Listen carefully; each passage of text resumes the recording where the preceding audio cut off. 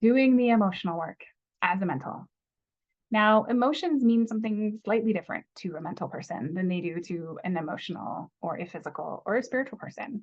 Because to a mental person, everything is data, everything is information, everything is frequency, everything is understanding, including emotions.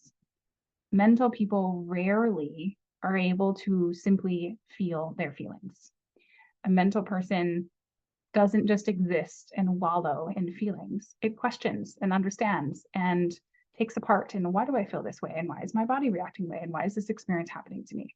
A mental person is questioning and trying to understand everything. And so emotions are a frequency and a set of data and understanding for a mental person. We absolutely experience them through our bodies, through triggers that come through, and immediately we want to know why.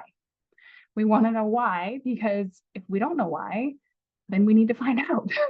And so a connected emotional body for a mental person is one that allows those emotions to come through, allows themselves to experience them as they happen, but sees them as not a negative thing.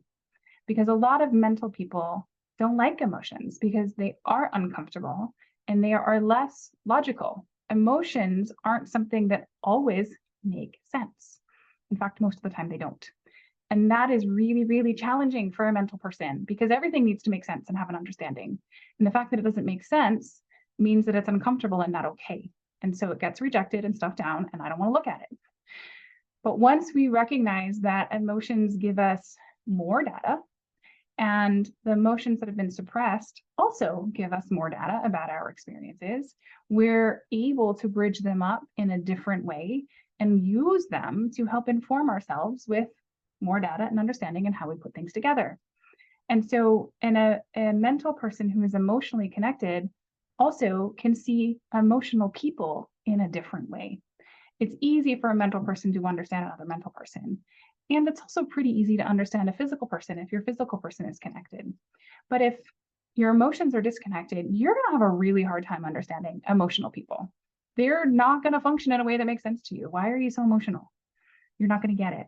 But if your emotions are connected and you understand frequency and information is what it is, you will be able to see that emotional person and understand them in a different way. You will be able to have a data point of understanding that means you can relate to them on even some level, even if just to recognize they're having the experience they're having.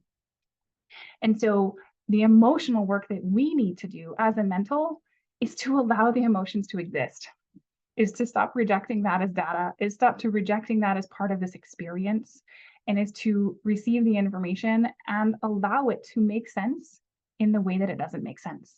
Because it doesn't make sense for a reason. It doesn't make sense and fit into the same things because it's not. It doesn't work like numbers. It doesn't work like information in the same way. It's a different frequency. And if we've allowed ourselves to bridge into the spiritual and open up to the other frequencies available to us, emotions just helps inform all of it.